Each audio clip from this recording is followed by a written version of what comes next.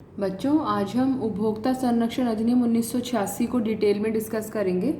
सबसे पहले तो उपभोक्ता कौन होता है, ये परिभाषा हमने पहले भी डिस्कस की है। एक बार दोबारा इसके बारे में डिस्कस करेंगे। तो आप क्वेश्चन की फॉर्म में से लिख सकते हैं कि उपभोक्ता कौन होता है। तो उपभोक्ता की हम परिभाषा लिख सकते हैं, वह व्यक्ति जो प्रतिफल के बदले कोई वस्तु या सेवा खरीदता है जिसका उसने पूर्ण या आंशिक, यहाँ पर लिख लीजिएगा, पूर्ण या आंशिक भुगतान कर दिया हो या भुगतान करने का वचन दिया हो, उसे उपभोक्ता संरक्षण अधिनियम 1986 के अंतर्गत एक उपभोक्ता माना जाता है। इसे नोट कर लीजिए। बेशक आपने पहले भी नोट की हो, तब भी दोबारा इसे नोट कर लीजिए। अब आगे डिस्कस करते हैं। हमारा अगला क्वेश्चन ये है कि उपभोक्ता संरक्षण अधिनियम के अंतर्गत कौन है जो शिकायत कर सकता है। तो उपभोक्ता संरक्षण अधिनियम के अंतर्गत ये नहीं है कि कोई भी मुंह उठाकर शिकायत करेगा। जो व्यक्ति उपभोक्ता की श्रेणी में फिट आएगा या फिर जिसको उपभोक्ता संरक्षण अधिनियम 1986 के अंतर्गत परमिशन है कि वो किसी उपभोक्ता की तरफ से शिकायत कर सकता है, केवल वही व्यक्ति या वही संगठन उपभोक्ता फोरम के आगे शिकायत कर सकता है। तो उपभोक्ता फोरम के समक्ष निम्नलिखित संगठन या व्यक्तियों द्वारा शिकायत की जा सकती है। किस किस के द्वारा? नंबर 1, कोई भी उपभोक्ता, आप या हम जैसा कोई भी उपभोक्ता शिकायत कर सकता है जाकर। नंबर 2, कोई भी पंजीकृत उपभोक्ता, आप और हम में से कोई भी पंजीकृत उपभोक्ता नहीं है। तो पंजीकृत कब बनेंगे? जब हम या तो किसी उपभोक्ता संगठन के सदस्य बन जाएं, या फिर आपने देखा होगा कि जैसे अमेज़ॉन या फ्लिपकार्ट पर वो आपको रजिस्टर कर लेते हैं, रजिस्टर्ड कंज्यूमर आप उनके बन जाते हैं। तो कोई भी पंजीकृत उपभोक्ता इसका सदस्य बन सकता है।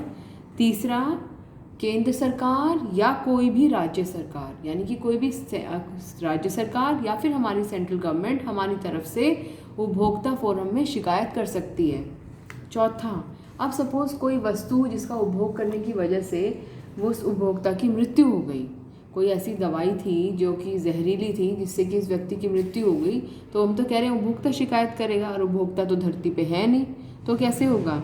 उसका जो कानूनी उत्तराधिकारी है, जो उसका लीगल हायर है, वो उपभोक्ता उस शिकायत निवारण फोरम में जाकर शिकायत कर सकता है।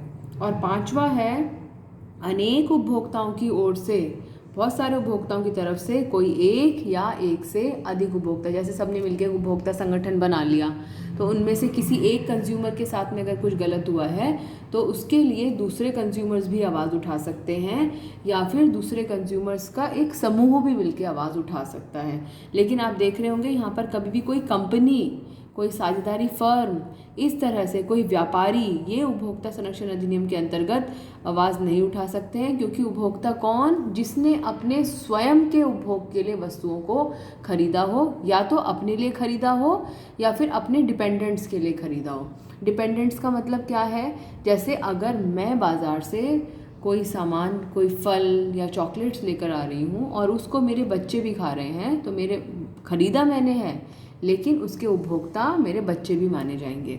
उसी प्रकार से जैसे संस्था में आपके लिए बाहर से कोई सामान लेकर आते हैं, कोई दानी सामान लेकर आते हैं, तो वो सामान खरीद रहे हैं लेकिन उसको इस्तेमाल आप कर रहे हैं, तो एक तरीके से आप भी उनके साथ साथ आप भी उन वस्तुओं के उपभोक्ता हैं, कंज्यूमर हैं, और आप भी उपभोक्ता संरक्षण अधिनियम के अंतर्गत शिकायत कर सकते हैं।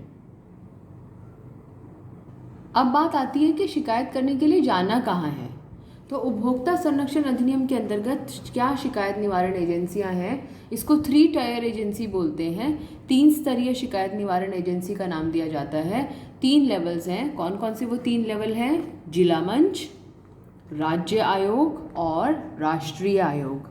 स्टेट लेवल पे, डिस्ट्रिक्ट लेवल पे, स्टेट लेवल पे और नेशनल लेवल पे। डिस्ट्रिक्ट फोरम, स्टेट कमीशन और नेशनल कमीशन।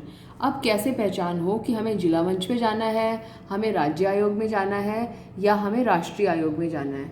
आपने सामान खरीदा 50 रुपये की आइसक्रीम या 5 रुपये का पेन, आपके हानि के दावे की राशि जो है 50 रुपये है अगर, या 5 रुपये है, तो आप जाएंगे जिला मंच में। यानी कि जिला मंच में कब जाएंगे? जब हमारी हानि के दावे की राशि 1 रुपये से लेकर 20 लाख रुपए के बीच में है। आपने 50,000 का LCD खरीदा, ख़राब हो गया, जिला मंच में जाएंगे। आपने 25 लाख रुपए के जेवर खरीदे हैं, उसमें कुछ प्रॉब्लम है तो आप जिला मंच में नहीं जा सकते। उसके लिए क्या है हमारे पास में, राज्य आयोग है।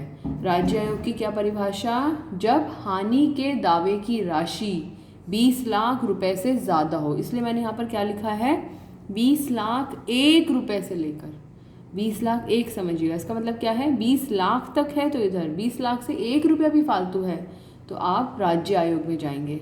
और 20 लाख 1 रुपये से लेकर यदि 1 करोड़ के बीच में हानि के दावे की राशि है तो राज्य आयोग में जाया जाएगा। तीसरी बात, अगर आपकी हानि के दावे की राशि 1 करोड़ रुपए से अधिक है, यहाँ पर इक्वल टू का साइन नहीं है, 1 करोड़ रुपए से अधिक है तो वह व्यक्ति राष्ट्रीय आयोग में अपने केस को लेकर जाएगा। और भी चीज़ें हैं जो यहाँ पर हमें क्लैरिफाई करनी है। आपने जिला मंच में अपनी शिकायत दर्ज कराई, आपके हानि के दावे की राशि 20 लाख रुपए के अंदर थी, 50,000 रुपये थी आपकी हानि के दावे की राशि, लेकिन आप जिला मंच के फैसले से संतुष्ट नहीं हैं। आपको लगता है नहीं ये इन्होंने बढ़िया फैसला नहीं दिया, कुछ और फैसला होना चाहिए। तो जैसे ही आदेश आया, आदेश पारित होने के 30 दिन के भीतर आप राज्य आयोग में अपील कर सकते हैं।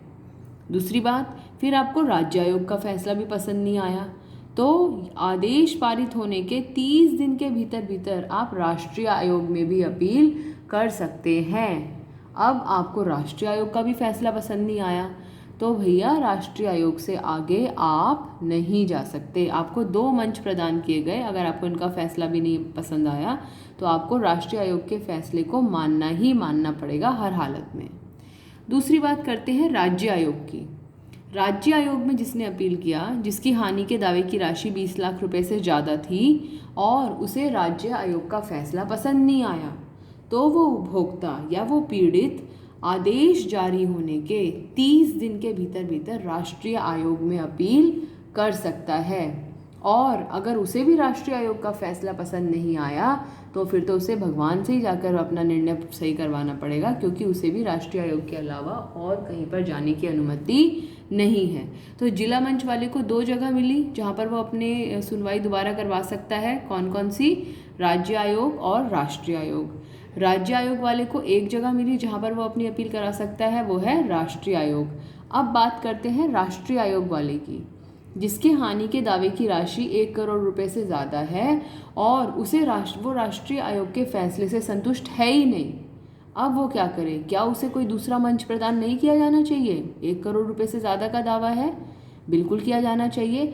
इसलिए जिस व्यक्ति के हानि के दावे की राशि 1 करोड़ रुपए से ज़्यादा है, नंबर 1। दूसरी बात, जो राष्ट्रीय आयोग के फैसले से संतुष्ट नहीं है, ये दोनों कंडीशंस फुलफिल होनी चाहिए, वो व्यक्ति सुप्रीम कोर्ट में, उच्चतम न्यायालय में अपील कर सकता है और उच्चतम न्यायालय का फैसला उसको हर हालत में मानना ही मानना पड़ेगा। क्लियर है ये बात?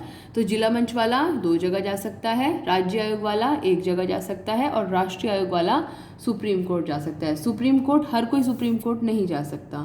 कौन जा सकता है? केवल जिसके हानि के दावे की राशि 1 करोड़ होगी प्लस जो राष्ट्रीय आयोग के फैसले से संतुष्ट नहीं है। ये बहुत बार 1 मार्क में क्वेश्चन आ जाता है। अब इसकी और डिटेल्ड एनालिसिस हम अगली वीडियो में करेंगे, इसे नोट डाउन कर लीजिए।